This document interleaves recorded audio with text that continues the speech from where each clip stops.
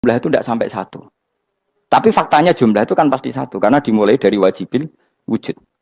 Khawarizm itu ya pintar matematika. Saya juga punya ilmu hisamnya Khawarizm. Itu kan dia karena kebingungan angka pecah. Misalnya 1 tidak sampai 2. Mau tidak mau harus ditulis 1,5 misalnya. Paham ya? Lalu kalau sebelum 1, tetap dia harus 0,5. Lalu hakikat 0,5 itu kan bagian dari wujud apa bagian dari Adam? Tetap bagian dari wujud.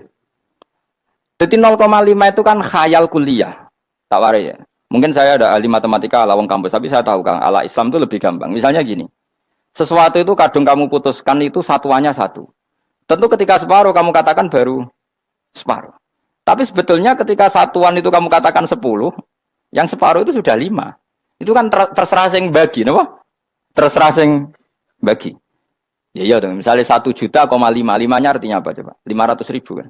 Sekarang kalau 100.000,5, 5-nya jadi berapa? 50. Kalau 1,5 jadi. Nah, itu kan terserah satuannya apa? Tapi tetap dari 0,5 itu tetap menunjuk sesuatu yang wujud. Yaitu 5-nya sebetulnya apa? 5 yang separuh tadi. Paham sih kalau maksud? Tetap nggak bisa sesuatu dimulai dari apa? 0. Nah, makanya kata Abdul Hamid Khan kalau dalam mendidik tauhid, itu gampang saja tadi. Alam raya ini kadung maujud. Kalau kadung maujud pasti disebabkan oleh sesuatu yang wujud. Karena wujud pencipta harus berstatus prima. Lah prima ini atau premium ini kita sifati wajibil wujud. Atau kamu katakan apalah kausa prima atau musabbibul asbab. Nah kelirunya kita dalam berislam itu, kritiknya para ulama, kita ini nyebut Allah dulu baru menceritakan status Allah. Kalau zaman Nabi itu dibalik. Status wajibil wujud itu kita terangkan dulu, baru yang oleh Islam itu namanya Allah. Paham ya? Kan beda, misalnya gini logikanya gini, kamu ketemu orang ateis. Saya ulang lagi, kamu ketemu orang ateis, terus kamu ditanya, lalu alam ini yang menciptakan siapa? Allah Jalla Jalaluh. Mesti kan tanya, man huwa Allah? Allah itu siapa? Kalau dulu Islam mengajarkan enggak gitu. Surat pertama turun apa coba? Iqra. Iqra itu enggak nyebut kata Allah. Iqra bismi rabbika. Rabbika itu siapa? Alladzi khalaq. Sebutlah nama Tuhan. Yang berhak menyandang Tuhan adalah zat yang pencipta. Itu tidak ada kata Allah. Di surat Mudatsir, surat kedua, ya ayyuhal mudatsir kum fa'anzir wa rabbaka fakabbir. Bukan Allah fakabbir, wa rabbaka fakabbir. Sehingga cara berpikir gini dibalik. Sebutlah Tuhan kamu. Tuhan itu siapa? Yang berstatus Tuhan adalah zat yang berstatus pencipta. Nah, lalu pencipta ini oleh Islam dinamai Allah. Kalau orang ateis kamu langsung bilang Allah, man huwa Allah. Berarti pertanyaannya Allah itu siapa? Lalu kamu jelaskan Allah adalah pencipta. Allah adalah wajibil wujud. Tentu lebih gampang kamu terangkan. Makanya Al-Qur'an menerangkan amkhuliqu min ghairi syai'in. Maknanya di sini maknanya ya Allah. Apa? Allah. Apakah mereka diciptakan tanpa pencipta? Tentu setelah Islam tahu itu namanya siapa? Allah. Paham ya? Kalau balen malih. Jadi sebetulnya Quran itu ngajari kita itu ilmu mantik yang luar biasa. Misalnya ya Yuhanna su'budu siapa? Rabbakumul ladzi khalaqakum walladzina min qablikum. Sembahlah Tuhan. Tuhan itu siapa? Pencipta kamu dan pencipta orang-orang sebelum kamu. Lalu Tuhan ini oleh Islam dinamai. Tapi kalau langsung kamu bilang ke orang ateis atau orang Uni Soviet, Allah itu Tuhan. Allah itu siapa? Sebab itu di beberapa ayat dijelaskan dulu status Allah. Sifatnya Allah, keakhasan Tuhan. Yang dikatakan Tuhan adalah zat pencipta. Kalau tidak pencipta berarti tidak Tuhan. Sekarang Yesus pencipta bumi apa enggak? Enggak, karena dia lahir sudah di bumi. Begitu juga Fir'aun. Fir'aun itu kalah telak sama Nabi Musa gara-gara logika ini. Ketika Nabi Musa ditanya Fir'aun, wa ma rabbul alamin? Lalu Tuhan itu siapa? Kata Musa, rabbus samawati wal ardi, yang nuhani langit dan bumi. Jadi Fir'aun, enggak. Ma'alim tulakum min ilahin wairi. Saya jalan-jalan kemana-mana yang dikatakan Tuhan oleh masyarakat saya. Kurang ajar Fir'aun. Terus kata Musa, ya Tuhanku yang di langit. Terus manggil Haman Mesir. Ya Haman ibnili sorkhalla ali abluhul asbab samawati fa'attoliya ila ilahi. Musa, Haman, bikinan saya piramida yang tinggi. Aku akan lihat Tuhannya Musa. Ada enggak di sana? Padahal misalnya munggah tenan pangeran ra iso didelok kan repot Nabi Musa. Wah parah ya. Nggak piramida nginceng pangeran tetep ra ketok kan. Akhirnya Musa pakai logika. Ya sudah gini saja, Rabbukum wa rabbu abaikumul awwalin, yang menuhani nenek moyang kamu yang dulu-dulu. Oh itu langsung fabuhita Fir'aun. Fir'aun itu kaget sekaget-kagetnya. Dan para penggawa Fir'aun sadar. Wah kalau Fir'aun yang Tuhan, babanya tanpa Tuhan. Kan Tuhannya balita kan gitu kira-kira. Tuhannya balita. Tuhannya barulah. Itu kan jadi logika yang mematikan. Kalau Fir'aun Tuhan, berarti babanya dulu yang wujud itu tanpa Tuhan. Karena Tuhannya baru lahir. Ini ada Tuhan kok datang terlambat ini kan. Akhirnya Para punggawanya Fir'aun iman, macam gendeng ya, Fir'aun itu gendeng. Itu pentingnya logika Rabbukum wa Rabbu abaikumul awwalin. Nah sekarang orang tuh nggak belajar logika. Iman bi Allah orang mantep ning ati, cek iso diguncang setan, jalukane wis aneh-aneh. Jaluk swarga, jaluk gak mutu cara. Gak mutu. Makanya banyak wali kalau ditanya, kamu masuk surga sama sholat milih mana? Milih sholat. Kenapa milih sholat? Di surga itu demi hadun nafsi saya, poya saya. Tapi kalau saya sholat itu untuk hakku. Saya sebagai hamba, identitas kesejatian saya adalah menghamba. Soal nanti Allah bikin bonus surga silahkan. Maka sebenarnya masuk surga itu ada urutannya. Sebagai orang alim saya urutannya adalah berkampanye sesering-seringnya, membuat logika supaya orang mudah ke Allah dan Rasul. Makanya di Quran tuh gak ada orang disuruh masuk surga dulu itu ya Tuhan nafsul mutmainnah irji'i ila rabbiki. Kamu kembali ke Tuhan kamu dulu. Bahwa kamu makhluk yang butuh Tuhan. Fadkhuli fi ibadi. Kamu masuklah berstatus hamba dulu. Kesetatusan Anda sebagai hamba ini matangkan dulu. Bahwa saya ini hamba. Dibuktikan dengan suka sujud, suka ngamal, suka sedekah, suka tawadhu. Saya sebagai orang alim sebenarnya gak suka mulang. Karena takut. Nak kue pinter kok nyanyi aku, nak goblok sawangannya metodeku gagal. Kan dua-duanya ini merugikan saya sebetulnya. Saya ulang lagi ya, nak pinter kayak nyanyi aku. Kan ya mungkin juga, senajan rodok mokal mungkin. Sanggup aja rodok mungkin. Pemana nak sing ndik kan yo, biasanya hasud wong ndik. Wah itu sebenarnya rugi semua, tapi Allah yang memerintahkan hak wong alim kudu mulang. Perhitungan itu tak buang semua. Sing ape nyanyi nggih monggo, sing tetep goblok nggih. Monggo, pokoke Allah ngutus mulang ya napa? Mulang.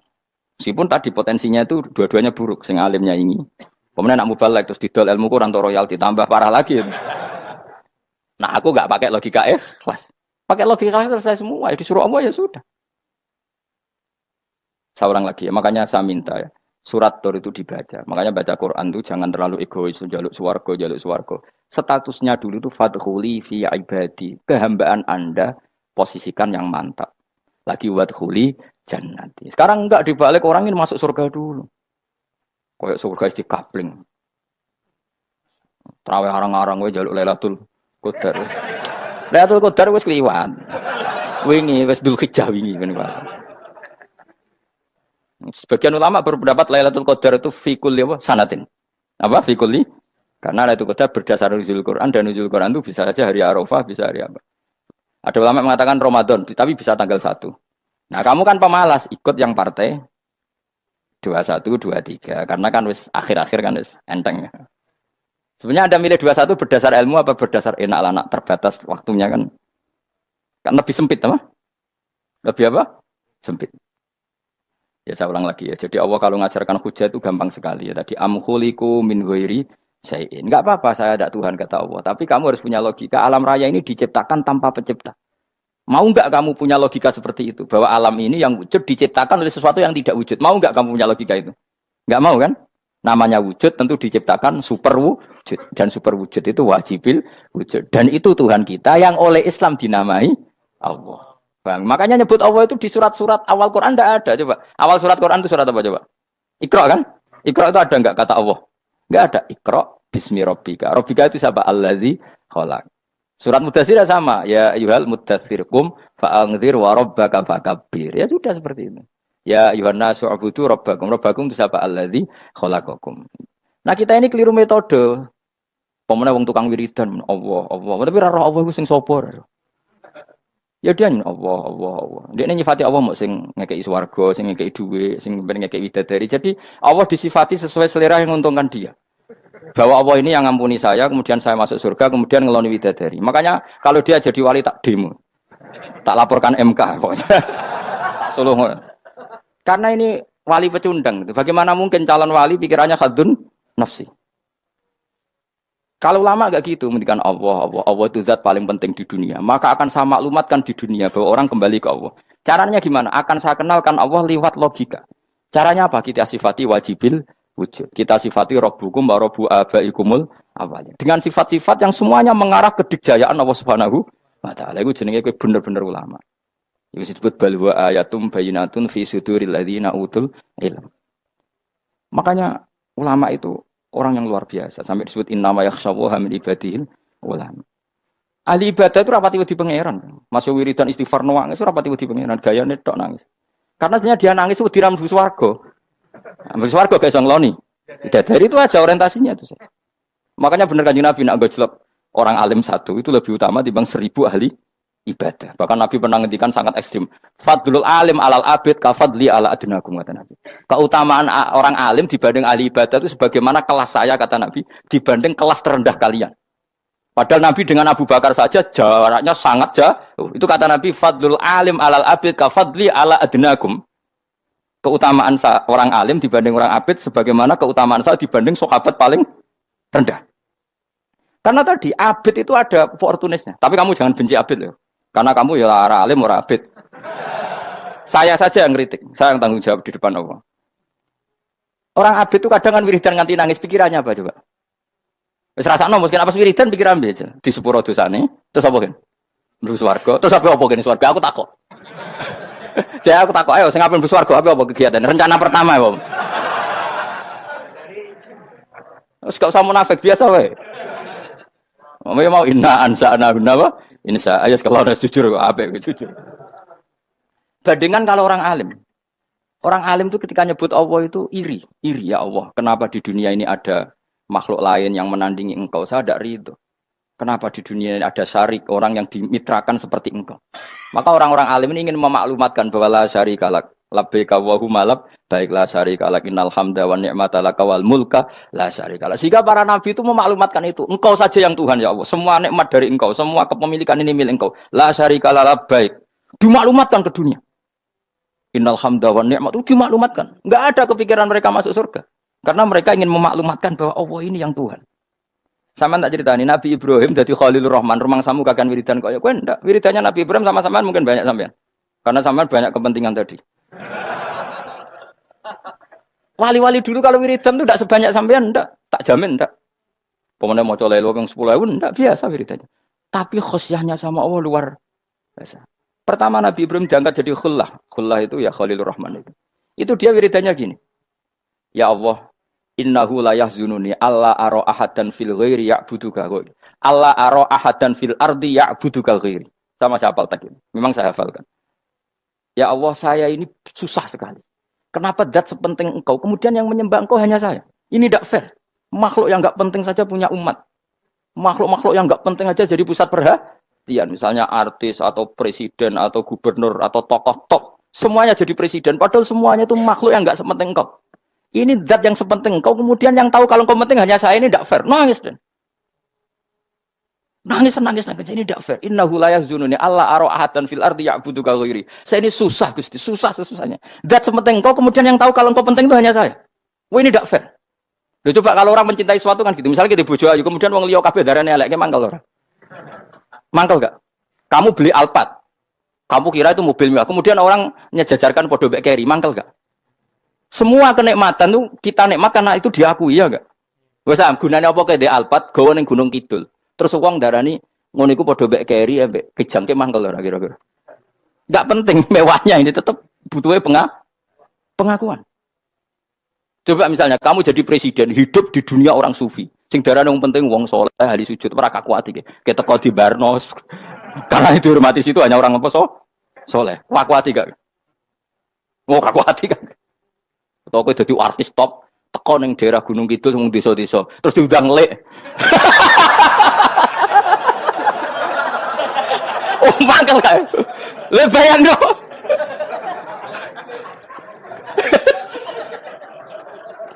Oh, kamu menteri top, menteri BUMN, bareng dolan itu iso diundang lek.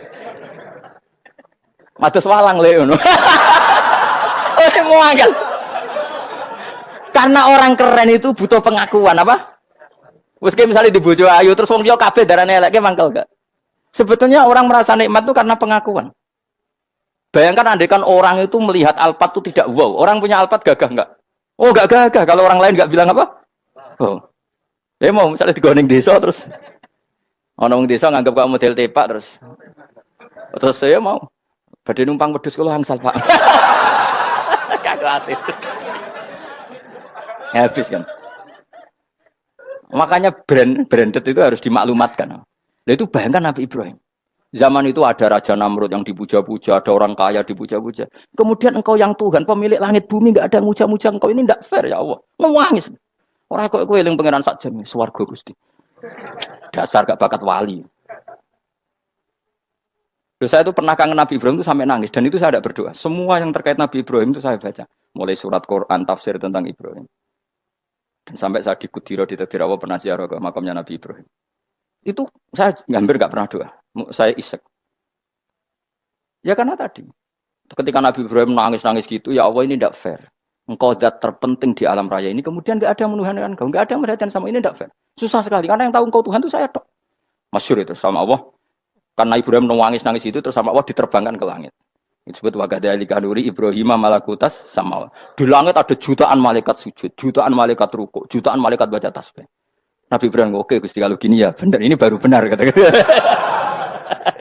Makanya terus Allah dengan keangkuhannya, karena Allah punya sifat angkuh dan itu sah walahul kibriya. Kan sifat angkuh baik untuk Allah tapi tidak baik untuk makhluknya, dan Allah dengan sifatnya walahul kibriya.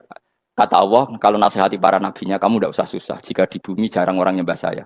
Innalladzina 'inda rabbika yusabbihuna lahu bil-laili wan nahar wa hum la yasamun. Kamu tenang saja. Orang yang di sana di langit-langit itu maksudnya para malaikat itu bertasbih siang dan malam. Wa hum la yasamun, dan mereka tidak berhenti-henti, tidak bosan-bosannya bertasbih.